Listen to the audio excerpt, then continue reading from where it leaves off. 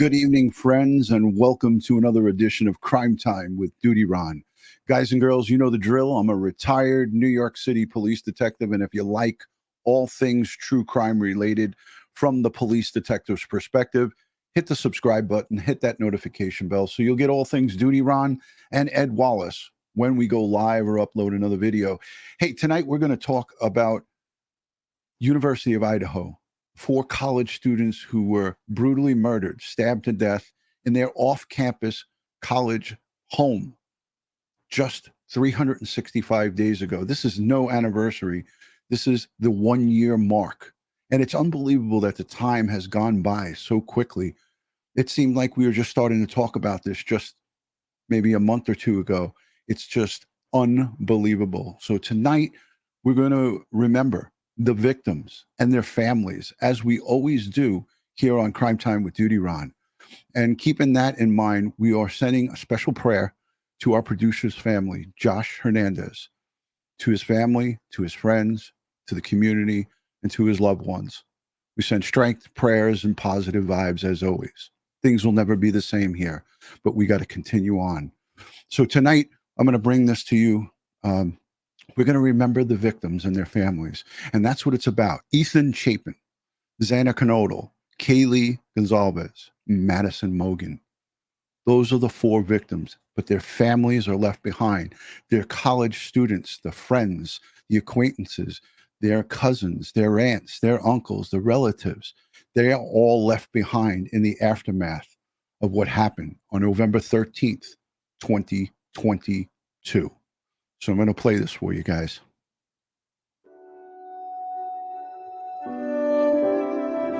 We miss her so much. It has been 1 year.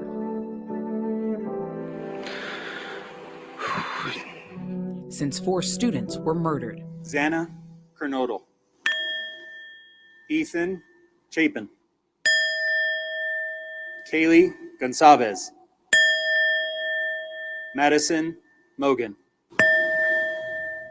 It's shocking it's been a year. 1 year later, mourning an intangible loss. She was the sweetest, smart, loving. This morning, Maddie's dad talks to us in a Creme 2 exclusive. You just miss her every day.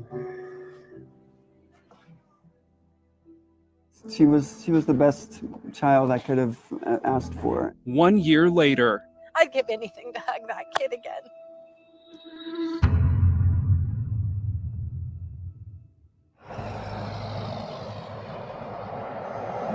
Welcome to this special edition of Up with Creme, Moscow Murders 1 year later. I'm Tim Pham.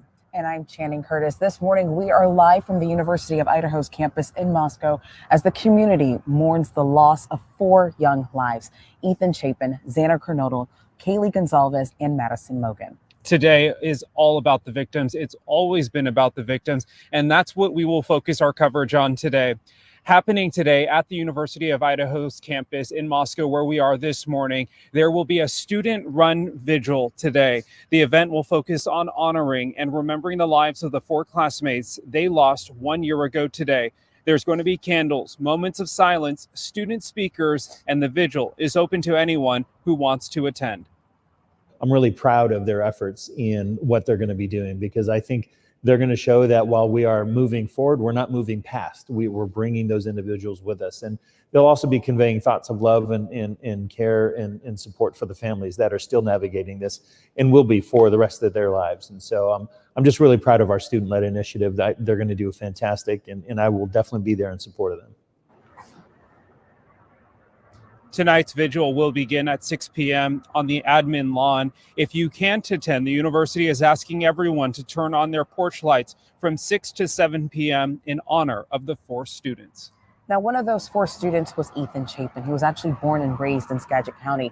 And Joyce Taylor, with our sister station in Seattle, spoke with his parents recently. She talked about what's next for their family, how they're able to move on, and Stacy Chapin's new book, The Boy Who Wore Blue.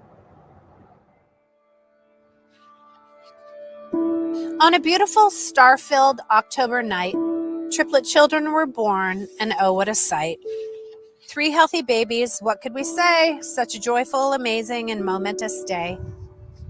But there was something incredible about that boy who wore blue. His bubbly personality immediately shone through. I think we're doing well. This thing took one of our kids, but it can't take the rest of us. I think about Maisie and Hunter a lot because I'm a multiple. And they're just on social. You sent it to me. That you spend no time being angry. That would not be energy well spent. We don't use that word anger. We can't bring Ethan back. I mean, let's all be honest. Nothing we can do can bring him back. And when you start to feel angry, it literally can take you down a rabbit hole that just isn't a healthy place to be. So what does justice look like for you in this? Oh, I have not been asked that question. The person who is in jail right now, that it's gonna take care of itself. You know, nothing we can do or say or anything is gonna change what's gonna happen to that individual. You have no plans to even go to the trial, to even be in the courtroom from start to finish? No, there is no closure. The only closure I have is knowing that my family is good and healthy, and we move on with our lives and do what we were doing prior to this terrible thing that's happened to our family. It's a choice. You know, find something positive in every day. Find something that you feel like brings you joy in a day. There is always something there, no matter how dark the day feels. We found it every single day. He was selfless, caring, generous, and warm. And wherever he went, the friends would all swarm. We want to pass on his positive energy. This tale, the story of the boy who wore blue, is a message for everyone, including you. That's his legacy for you. That is. Yeah, it is. Life is short, so give it your best. Be happy, smile, and encourage the rest. Amen.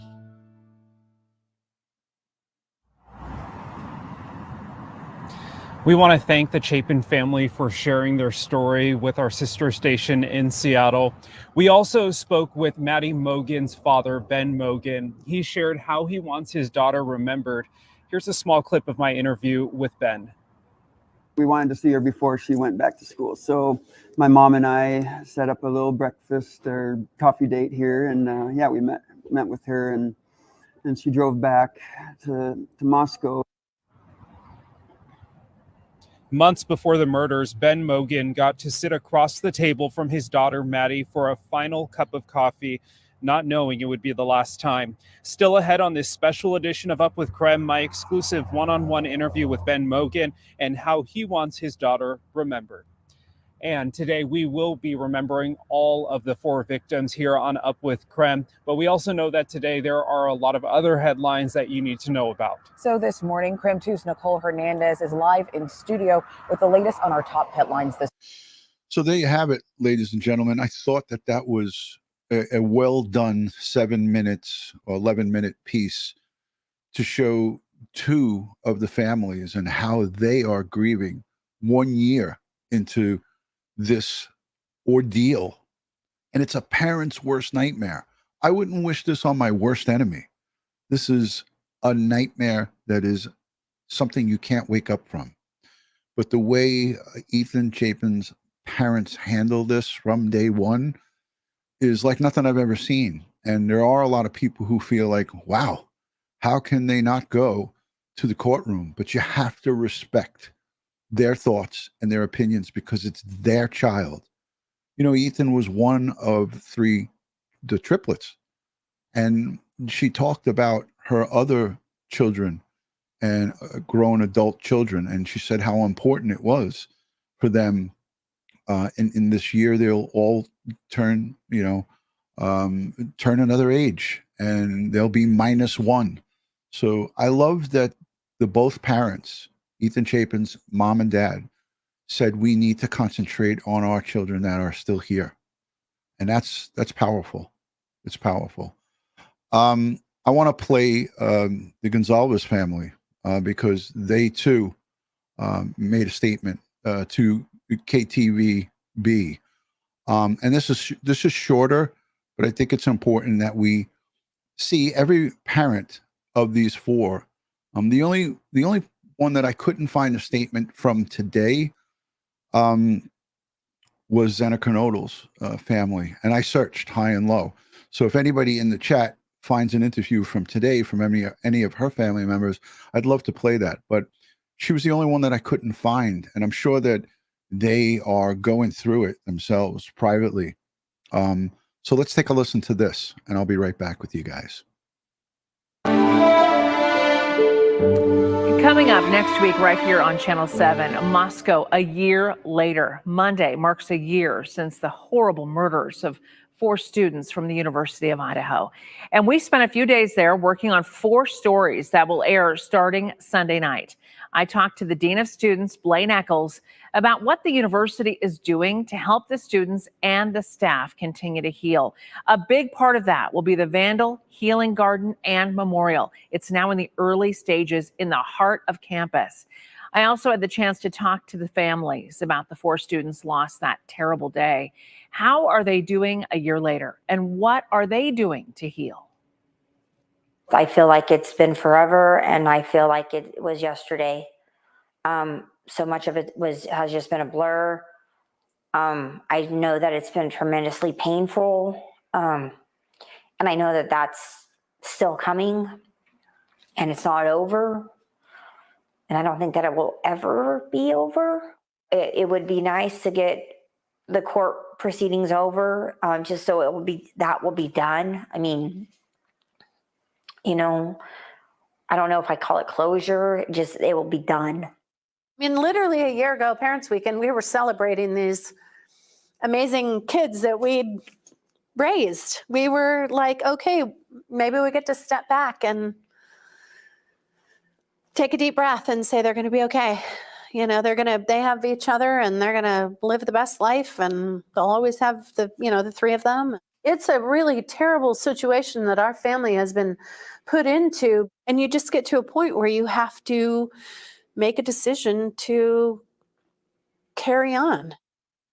And we also were invited to the Sigma Chi fraternity house at the U of I to talk to some of Ethan Chapin's fraternity brothers about how they are doing a year later. They have suffered so much trauma.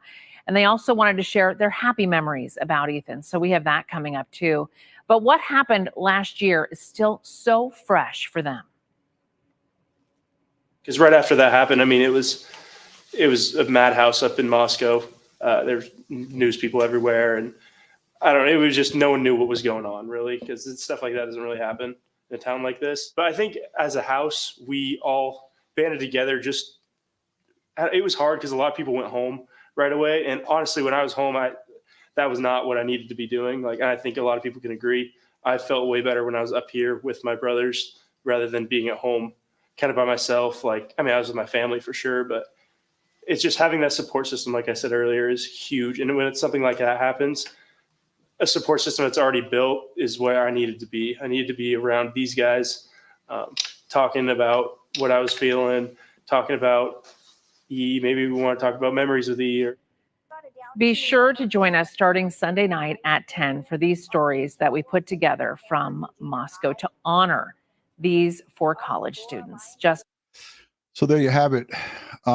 6 p.m. to 7 p.m. Pacific Standard Time. They request that if you are not in attendance at the candlelight vigil, that they're going to be that they're going to participate in at the main campus, the University of Idaho. They say on the admin lawn, that's where they'll be assembling, 6 p.m. to 7 p.m. Pacific Standard Time.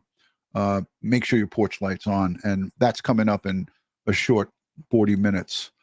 So it's just about 8:20 here on the East Coast.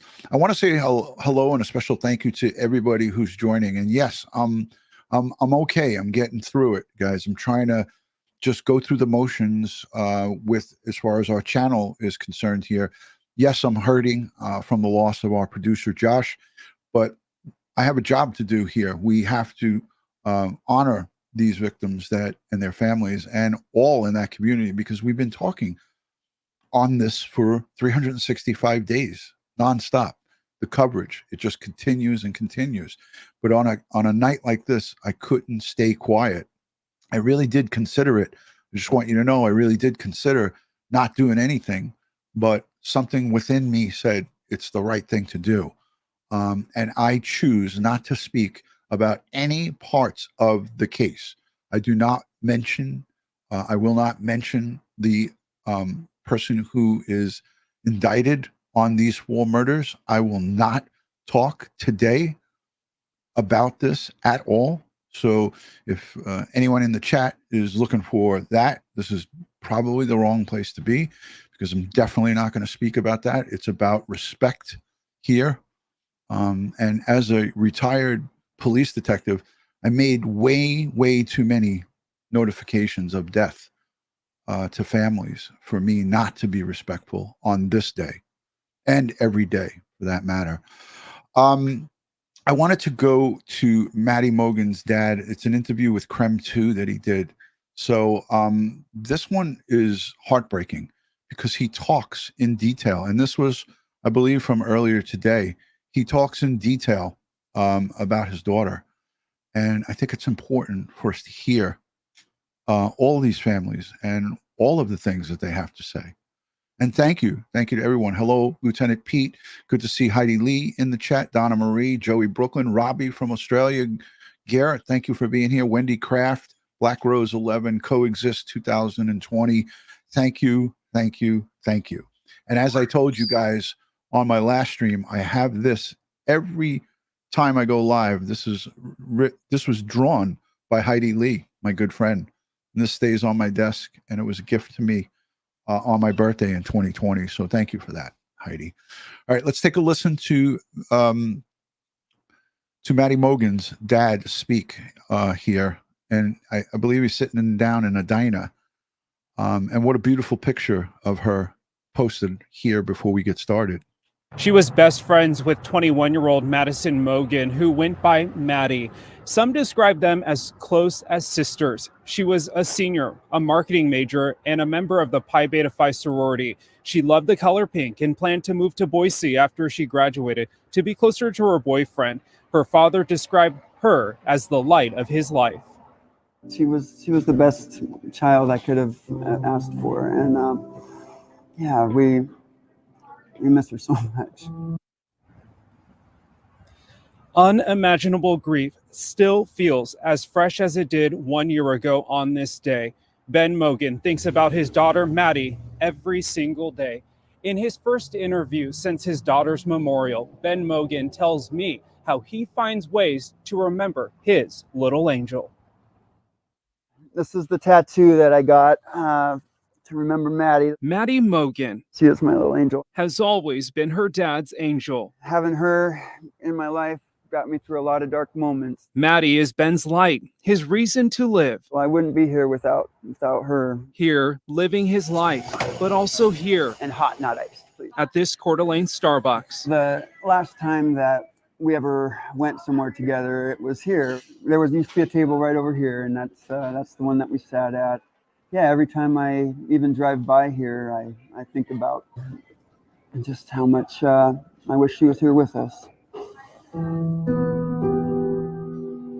Now Maddie's presence is what keeps Ben going. She was the best child I could have asked for, and yeah, we miss her so much. How are you doing 1 year after? Yeah, we're hanging in there. We've spent a lot of time, together and thinking about Maddie and just trying to live our best lives that she would want us to live, A life honoring the light Maddie started shining since the day she was born. Bright and funny and just fun. She was a fun person to be around. She always had lots of friends, and yeah, she loved music. That she probably got that from me. Do you remember what it was like hearing that your daughter was going to be a vandal? Yeah, I was excited. It was going to be close enough that we'd be able to see her. She could come home on weekends, and yeah, but still, it was going to be far enough away that she could feel like she was living her own life and being independent. Last spring, Maddie earned her posthumous degree in marketing. I hereby confer upon Madison May Mogen the posthumous degree earned. They didn't just give it to her because they were trying to be nice. She earned all those credits, and she actually she got that degree, and yeah, we're so proud of her still. She just she had such a bright future ahead of her, and yeah, we just miss her every day. Every day since he first got the call 1 year ago. I got a couple calls, one from my mom and then one from Karen, and they were right back to back. I mean, the worst things came to my head, but it still wasn't as bad as what it ended up being. That day we remember, November 13th, cold and dark, both literally and metaphorically. Yeah, it's just horrific. I hope no one ever has to go through something like that. But now even Maddie's name, Maddie May, a symbol of light and kindness. Maddie May Day is something that my sisters came up with. We just wanted to have her birthday, May 25th, be a day that we celebrate and that makes people's lives better in the name of Maddie May. A bright spring day that Maddie's legacy makes even brighter. And so every year on that day, we're going to just do a random act of kindness. Spreading the light Maddie touched so many with. I'll have people come up to me even now, a year later, and say, hey, I just wanted to tell you how much Maddie meant to me. I didn't realize how many lives that she was able to touch in her short life.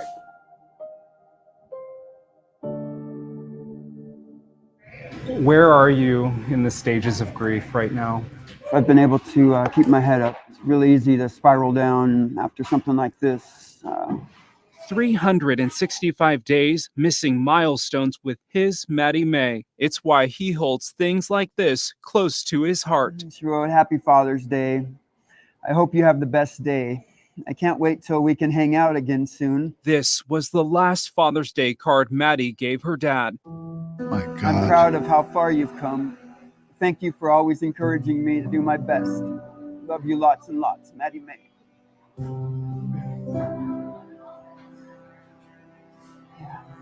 My mom got me a little silver angel wing to remind me that Maddie's always with me. When I feel that she's looking down on me or that she's there with me, I say it out loud. I say, I love you, Maddie, or I say, hi, Maddie, or something like that, so that maybe she can know that I'm thinking about her and how often I think about her. Because there's not a... she's always on my heart. Her presence lighting Ben's path, even 1 year later. Yeah, so I tell her hi multiple times a day, and maybe she knows. That was powerful, moving. He read the last card that his daughter wrote to him. Just amazingly strong and powerful words, and a strong and powerful father. So, I mean, look, I just want to say this, is that, today is a day of remembering. There is no anniversaries. There's no celebrations. There's prayer, and the University of Idaho, the students will get together and cry and reminisce and remember. Some of them, will have great memories to reflect on. And I think that's what it's about. When we mourn, we look to, keep those memories and those reflections alive. But I want to say something too, is that the residents of Moscow, Idaho, and the first responders, the EMS, the paramedics, and everyone who has endured the horror that was at 1122 King Road, they are also in my thoughts and in my prayers and in my heart. And I think we all should include everyone who's affected by this. It's, young and old, some who may have retired since seeing the horror inside that house. We don't hear about those stories of the first responders, but they were there and they had to endure and see what these 4 college students went through. I have a small piece from News Nation, and it includes Bryan Enton, our good friend. I reached out to him last week, and I knew that he was going to be busy, but he is going to come on and join Ed Wallace and I in the coming week.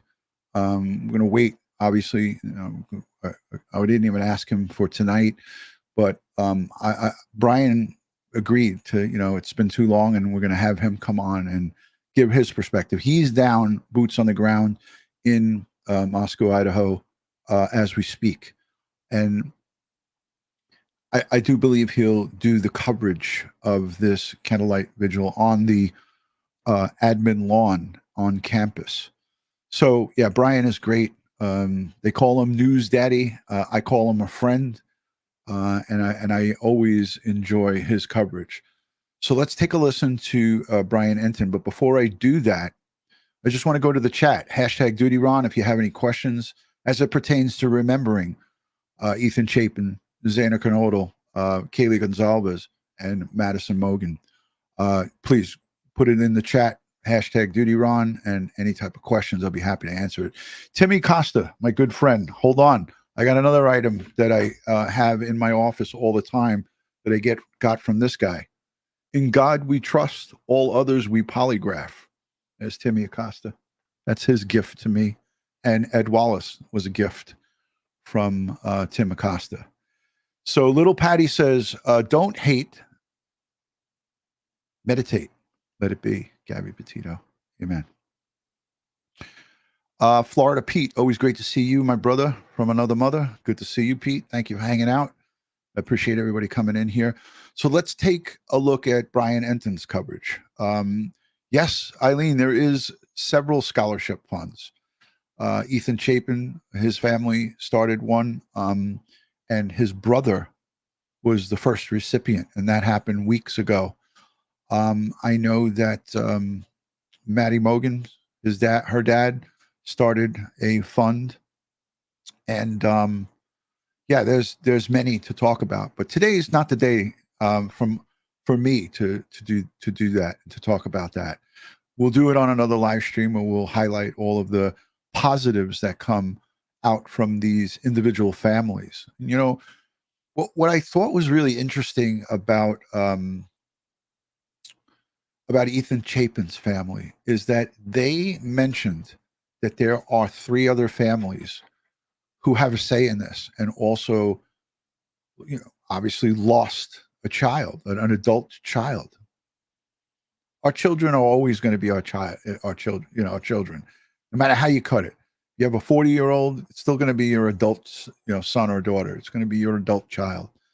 That's the way I look at it. Some might say, well, that's ridiculous, but I don't think that. Both my sons will always be my children, and they'll be my babies, So that's how I look at it. Let's take a listen to Bryan Entin, and then we'll move forward.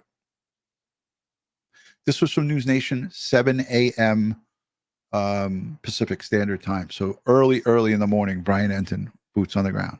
1 year ago today, 4 college students were brutally murdered in Idaho.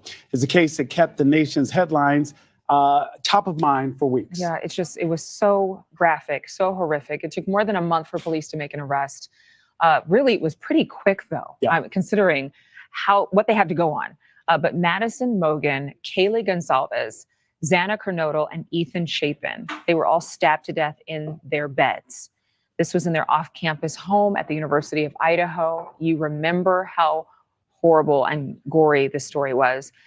And the man who is suspected of killing them, Bryan Kohberger, was later charged with 4 counts of first-degree murder. News Nation senior national correspondent Bryan Entin, he was in Moscow, Idaho from the very beginning. He's there now for us live. Bryan, I know you spoke with family members of one of the victims. What are they telling you 1 year to the day?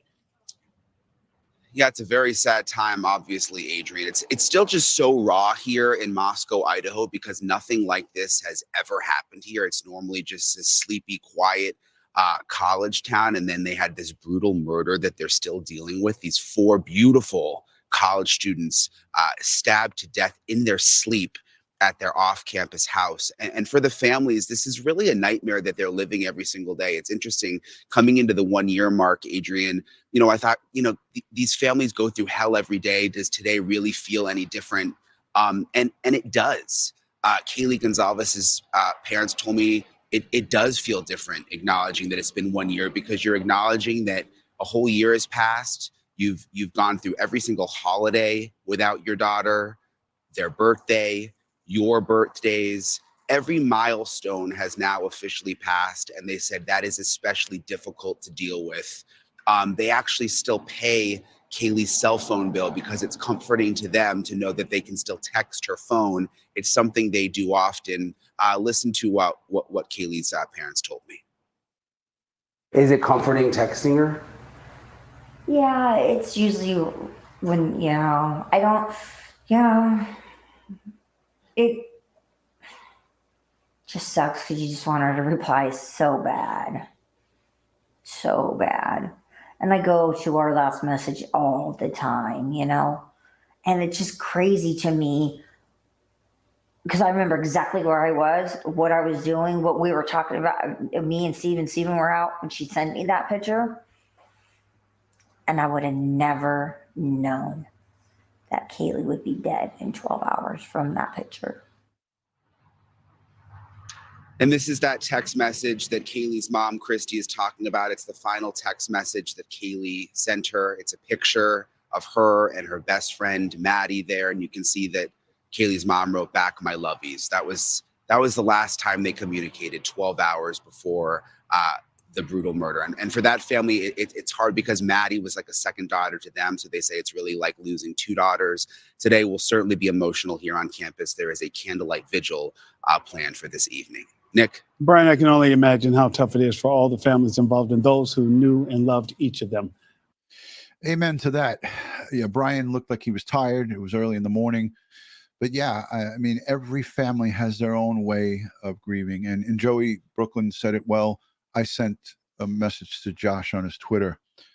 I texted his phone even after I knew he was gone. And I just said, "Hey, homie," because he always said, "Peace out, homies," Josh, when he would say goodbye. So that was his sign off. He'd say, "Peace out, homies." That's what Josh said. So I sent him a "peace out, homies" to his phone. We all have our own individual ways of grieving and dealing with grief. And who are we to judge what parents do and what families do? That is their own business. And none of us have any right to, question or say anything to them. So I have a little bit of coverage which covers the timeline, but I agreed that I didn't think it was a good look to put that out there. The mayor of Moscow made a statement. I'm not going to play his statement because he doesn't really go into great detail, but he talks about healing. And I thought that was nice too. But they talk about the porch lights. So at 7:03 in this video, I'm going to grab that and put that on. You know what? I'm going to play this one because they do talk about the vigil. So we'll cue this one up and I'll get to it in a minute. So let's go to the chat and say hi to everybody. Again, there's so many great people in the chat talking amongst themselves. D Banks, I'm sending you strength and positive vibes. I hope whatever has got you going or got you down, I hope that passes and then we get through this. We can get through this together. Cheryl Klein says, very well presented tonight. God bless you, DutyRon. Cheryl, I don't know where I'm getting this energy and the strength to push forward, but I'm utilizing it and I'm going with it. Again, like I said, I fought with this all day that I wasn't going to do this. I'm still mourning the loss of our good friend and producer Josh. But again, this is part of what we've been speaking about for 365 days. And I thought it was so darn important. And I texted Ed Wallace and he wasn't available. And I said, I'm just going to do this solo with all of our community. So when I go live and it's just me, I don't feel like I'm solo. I feel like I have everybody here.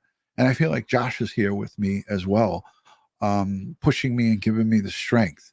So I really do believe that. And I thank all of you for the donations that you sent in for Josh's family. I'm going to make sure that I help his mom pay for his funeral, which will be this Thursday coming up. I'll post it on my community post in Bakersfield, California at Alma's Funeral Home and Crematory. So I'll post that in a separate link for Josh. If anybody's in the Bakersfield, California area and you want to pay respects, please, Thursday, go over there and do it. But thank you to everyone who sent in donations. You guys are beautiful people, and I can't thank you enough. All right, here's a little bit more of the coverage, and keep the hearts and the prayers going for the victims and their families. We're back with breaking news about a murder mystery involving those 4 Idaho college students. A year ago today, life changed on the University of Idaho campus. What was once a safe college community spiraled into chaos. It was just a shocking crime for all of us. 4 students brutally murdered in a home just off campus, and Moscow was at the center of a media firestorm. Today is the 1-year mark of what happened on King Road, and we wanted to know how the University of Idaho is working on the continued healing of vandal students and staff. We went to Moscow to find out. We're back with breaking news about a murder mystery involving those 4 Idaho college students. We know you have questions, and so do we. The university's dean of students responding to those ongoing fears. It's scary what's happened. Take me back and tell me what you went through in those first days. Those first days are really a blur. We were responding, we were all devastated, we were all in shock. Blaine Eccles is the dean of students at the University of Idaho. He still can't believe what happened a year ago. 4 students brutally murdered in a home just off campus. Ethan Chapin, Xana Kernodle, Kaylee Gonzalez, and Madison Mogen. 4 beautiful lives cut short. The media descended on the small college town. This is the last thing you thought you'd have to deal with here at the U of I. Yeah, no one ever anticipates going through an experience like this at all. While police were investigating, Eccles says the U of I went into crisis mode. We had a job to do, which was responding for the needs of our students. We led with a student-first approach of safety and security and support. That made it very simple in my world, from how our faculty responded and supported students who needed to go home at probably the darkest time in their life, for the support and outreach that I've seen students show in care and support of one another, to the beautiful outpouring of care and support for the families of these individuals that we've lost. After weeks of uncertainty and fear, Detectives arrested 28-year-old Bryan Christopher Kohberger. Bryan Kohberger was arrested. He was booked into the Latah County Jail. And there was a huge sigh of relief on campus. A year later, life goes on. And the focus is now on healing. This was a site that a lot of students really like because it's kind of quiet here and it's peaceful. A major part of that healing is this open space on campus. I knew that we'd have to create some sort of memorial to remember these 4 bright souls that we lost. And so we started and created a vandal healing garden and memorial. It's a quiet, secluded place nestled up against the trees. We have our students in the College of Art and Architecture that are leading the way with what a design can look like for that. I'm really excited to see what the students are going to do with it. The Vandal Healing Garden and Memorial is still in the early phases, but donations are coming in. To date, we've raised over $200,000, $219,000 that will go towards the Vandal Healing Garden and Memorial. So we're always looking for great donations and opportunities for folks to help us create a space where our vandal family can come together and heal and grieve in support of one another. Thousands of those dollars raised by students. Remember these Vandal Strong bracelets with the name of the 4 victims? They were sold to support this memorial. Yeah, the bracelets, again, a student-led initiative, which they did phenomenal. They raised over, I think, $25,000. I'm actually wearing one of the bracelets right here. But Eccles acknowledges there is one thing that remains near campus, something that makes it hard to heal. And you can see it from almost every direction. The now boarded up King Road house. the scene of the crime. Leaves an impact on our students. You know, it's a constant daily reminder for them, and that's a hardship as well. Some of the families want it left alone until the trial is over. Leave it. But at the beginning of this month, investigators once again visited the house. Since there's no date set for the Kohberger trial, they wanted more time to examine the house and to build a model of it. We're evaluating as the situation goes and seeing what happens on the court side too. At the moment, there aren't any plans underway to do anything with the house. President Green is just being very sensitive to the needs and the concerns of the family, but we also have a responsibility to our community too. On the year anniversary, there will be a special student-led vigil at the U of I to remember these beloved vandals taken from this community. Only students are going to be speaking at this vigil. It'll be at 6 o'clock on Monday, the 13th of November, and it's going to be open for anyone to join and participate. A vigil to keep healing and keep moving forward one day at a time. A year later, Eccles says being a vandal means even more to him now. The one thing I think it's really done is solidify what it means to be a member of the Vandal family. We are there for one another. We care for one another. We support one another. Vandal strong. Amen. And that vigil is tonight at the University of Idaho. It's going to be at 7 p.m. Mountain, so that's 6 p.m. up in Moscow. They're on Pacific time. It's going to be on the administration lawn at the Moscow campus. The university is also asking vandals all around the country to turn on their porch lights in solidarity from 7 to 8 p.m. Again, that's Mountain time. It'd be 6 o'clock Pacific. And coming up tonight at 10, I sit down with the parents of Kaylee Gonzalez at their home in Rathdrum, Idaho, to find out how they are doing a year later. That was a powerful interview. I watched it in full. Yeah, I want to send prayers and strength to Alma. She's going through it. So I want to send you all my best. You know, this community here stands behind one another. And Karen, I just got your Venmo. Thank you for your donation to Josh. Thank you, Karen Solek, for your generosity, and for all who were generous to donate. Much appreciated. You know, there's really tonight and today, there's really nothing to report on this University of Idaho murder case.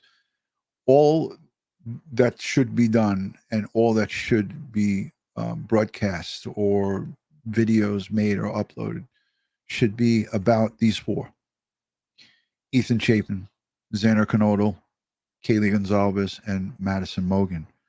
There should be no conversations or arguments about evidence or up and coming court proceedings and so forth. The right thing to do is to pause for peace, pause for support, pause for prayer for these four souls who were taken on November 13th, 2022. And anything short of that, in my eyes, is despicable. And I see so much of it online, and it gets me sad. But we all march to our own drum beats, right? We all march to our own drum beat. My drum beat says to do the right thing, and I march to that day in and day out. And sometimes I take heat for it. And people say, oh, you're being too soft. You're being this, you're being that. I got a thick skin. I don't care. The bottom line is that I respect victims and their families. And I think everybody is in agreement with me here. That's a part of this community. That's what we do here on Crime Time with DutyRon. That's what I've done my entire life. And that's what I've done my entire time on social media and the various platforms that I broadcast to. So again, on behalf of all of the moderators, the replay viewers, and the folks who are supporters here on Crime Time with DutyRon, I say thank you. But again, it's the focus of these four and their families and everyone affected in that area, in the region of Moscow, Idaho. Tonight and every day, we think about them. Porch light is going on here in 10 minutes. So I want to take a moment to silently pray for these families and the victims, So if you guys would join me in a moment of silence for these four and their families.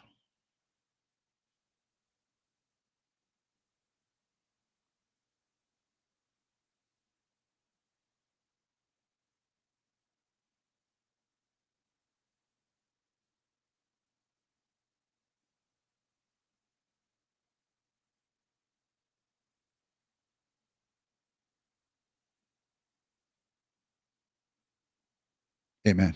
Thank you, friends. Thank you for being here tonight, and thank you for being here every night when we go live or anytime we go live. On behalf of Crime Time with DutyRon and Ed Wallace and this entire community, I thank you all for hanging out with me here tonight for 50 minutes to remember these victims we saw on the screen here. I'm going to take it out with our cop team because I know Josh loves Popeye, Kara, and Oscar, but especially Popeye. Josh loved to see Popeye. He always asked me to show him on the private stream. So good night from New York City, and God bless. Thank you so much.